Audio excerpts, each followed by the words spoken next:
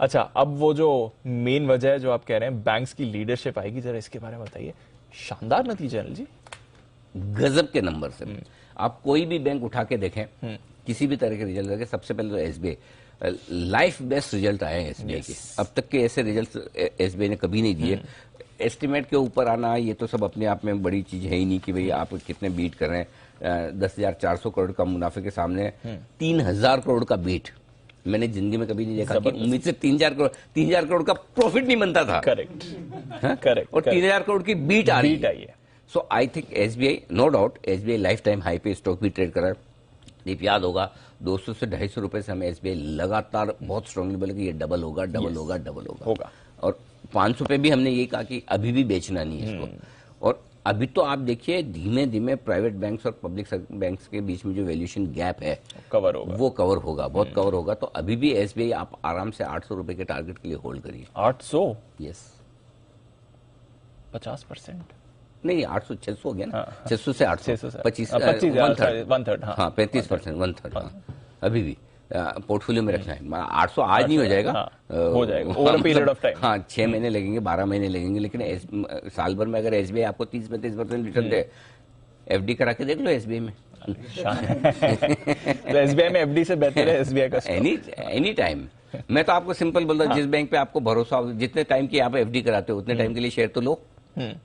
समझो आपने 1 लाख रुपए की एफडी करवानी पीएनबी में जाके, फॉर एग्जाम्पल 5 साल की करा दो। चलो 1 लाख की करानी ना, 80,000 की कराओ, ठीक है। 20,000 का पीएनबी का शेयर खरीद लो 5 साल के लिए, राइट। और देख लेना बाद में रिटर्न किस में ज्यादा आता है। करेक्ट। इतना तो कर ही सकते हैं। चलो ऐसा मत करो, चलो ठीक है, 90,000 की एफडी कराओ, 10,000 की कराओ। तो 90,000 की एफडी में जो आपको 7-8% मिलेगा, 7% जो भी मिलेगा, तो आपके 97 रुपए तो हो गए, मतलब 100 रुपए में से 97 रुपए हो गए। जो 10 रुपए आप लगा रहे हो स्टॉक में, जीरो तो नहीं हो जाएगा पीएनबी। अगर पीएनबी जीरो हो गया तो आपकी एफडी भी गई। बिल्कुल बिल्कुल करेक्ट, खत्म। हाँ, तो कम से कम आपकी कैपिटल तो प्रोटेक्ट है। अगर पीएनबी का शेयर जीरो कब होगा? जब बैंक उड़ेगा। करेक्ट, उड़ेगा तो फिर तो आपकी एफडी भी गई ना एक तरह से, है ना। सो कम से कम वो 10 रुपए तो लगा के देखो। अरे कब करोगे? अब नहीं करोगे तो कब करोगे? कम से कम अरे थोड़ा पोर्शन तो डालो भाई। जितनी एफडी कराते हैं उतना ही डाल दो, उसका 10% डाल दो, 15% डाल दो। सो एटलीस्ट 5 साल बाद आपको कैपिटल तो उतनी की उतनी तो मिल ही जाएगी। रिटर्न नहीं भी मिला तो डेट प्लस इक्विटी मिला के थोड़ा करके देखो, थोड़ा थॉट प्रोसेस को बदलो। लेकिन क्या होगा, आज आप लेंगे 20%, 25% स्टॉक नीचे भी दिखेगा, 50% ऊपर भी दिखेगा, ऊपर से नीचे भी आएगा। इक्विटी और एफडी में फर्क एक ही है, सबको पता है रिटर्न इक्विटी में ज्यादा मिलेगा, लेकिन एफडी में क्या है, वो ये नीचे देखने वाला सिस्टम ही नहीं है। रोज धीरे धीरे धीरे ब्याज जुड़ता जाता है, बढ़ता जाता है, कम बढ़े। तो जिनको मन की शांति चाहिए फिर वो वहां जाते हैं, लेकिन जिनको धन की शांति चाहिए उनके लिए फिर इक्विटी है ऐसे। ओके, तो एसबीआई बहुत ही जबरदस्त है। बैंक ऑफ बड़ौदा शानदार रिजल्ट है, सिटी यूनियन बैंक हर एक लिहाज से बढ़िया, और ये 2-3 जो छोटे छोटे बैंक्स आए, एक आईओबी जैसे नाक में कुशल ने बताया था, क्या गजब के रिजल्ट है। मतलब सबसे घटिया बैंक यही होता था, कोई देखता नहीं था। हमेशा मैं तो बोला कि इसके तो रिकॉर्ड वर्ल्ड रिकॉर्ड ऐसे बने एनपीए के, कोई कभी तोड़ ही नहीं पाएगा लाइफ में। ठीक है, आज अब देखिए रिजल्ट बढ़िया आ रहे हैं। Even Punjab and Sind bank बहुत गजब के नंबर्स हैं। ये स्टॉक भी कमाल करेगा, हम शुक्रवार को बात भी कर रहे थे। सो आई थिंक सरकारी बैंकों में आज भी बहुत भरपूर तेजी बनेगी इन नंबर्स के दम पर। अब स्टॉक क्योंकि पहले रिजल्ट के पहले कुछ बढ़े हुए हैं, कितना बढ़ते हैं नहीं बढ़ते हैं, ऊपर से सेलिंग आती है, वो एक अलग चीज होती है। रेन इंडस्ट्रीज में हमने कहा था रिजल्ट बहुत तोड़फोड़ आए, लेकिन स्टॉक उतना नहीं भागा जितना भाग सकता था, क्योंकि पोजिशंस बनी हुई होती है। कई बार तो स्टॉक कम भागते हैं, 1-2 दिन बाद भागते हैं, वो हो सकता है। स्टॉक्स का डे टू डे मूवमेंट अलग चीज है, रिजल्ट अलग चीज है। सो इन रिजल्ट के दम पर सारे सरकारी बैंकों की री रेटिंग होना तय है। तो ये अच्छे रिजल्ट्स हैं। बाकी भी ब्रिटानिया, टाइटन, वाओ क्या परफॉर्मेंस है, टाइटन कमाल करने को तैयार। मतलब ऐसे रिजल्ट्स, इतनी बढ़िया ऑपरेशनल परफॉर्मेंस गजब की है। टाइटन के दम पर दीप आज सारे आप है ना ज्वेलरी स्टॉक्स पे नजर रखिए।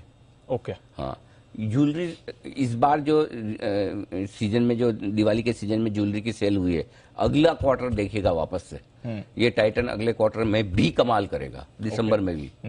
और सारे ज्वेलरी स्टॉक्स यहाँ से आपको दिसंबर क्वार्टर तक, टाइटन को छोड़ दीजिए, बड़ा स्टॉक है 15% ऑलरेडी बढ़ा हुआ है पिछले क्वार्टर से, लेकिन बाकी ज्वेलरी स्टॉक छोटे छोटे वाले सब 15 से 20% ऊपर मिलेंगे, 15 से 20% एक क्वार्टर में। ये मूवमेंट दिखता है। हाँ, कोई टीबीजी, कोई कल्याण टाइप का थंगामाइल जो आपको समझ में आए वो देखिए। तीसरी स्पेस ब्रिटानिया, और इसकी हमने बात करी ली कंजम्पशन, ब्रिटानिया भी नंबर्स हैं। एक ही नंबर जो बहुत परेशान करने वाला खराब है वो है इंडिगो। मतलब खराब नहीं, घटिया टाइप के नंबर है एकदम। मतलब कोई इतना खराब कैसे परफॉर्मेंस कर सकता है, वो भी तब जबकि एविएशन सेक्टर के लिए इस वक्त सबसे बेस्ट टाइम चल रहा है। मतलब लोड फैक्टर सबसे हाईएस्ट है, टिकटों के दाम भी मजबूत है। अगर खाली कच्चा तेल का ऊंचा दाम, वो भी 115 120 नहीं है, 95 के आसपास, सो क्या I don't know, last quarter का है ना, तो लास्ट क्वार्टर में हो सकता है आपके दाम थोड़े ऊपर भी रहे होंगे, $100-105 की रेंज में रहे होंगे। लेकिन अगर आप वो मैनेज नहीं कर सकते best of the best period में, तो कैसे काम चलेगा? मार्जिन 1.8%, नुकसान 1600 करोड़ का।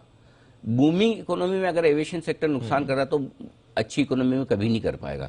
सो इंडिगो के नंबर्स बहुत ही खराब है।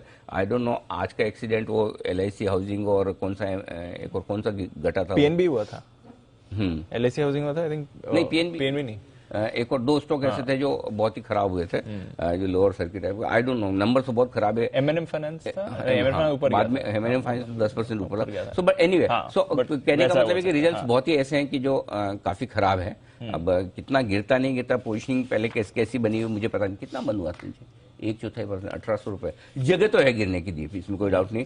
सो ये खराब रिजल्ट आपके जी। ठीक है, तो चलिए ये है आपके लिए पूरा नतीजों का विश्लेषण। बैंक्स और बैंक्स, यही आज की कहानी बन रही है। आइए फिर इन बैंक्स के नतीजों को थोड़ा और डिटेल्स में समझा जाए।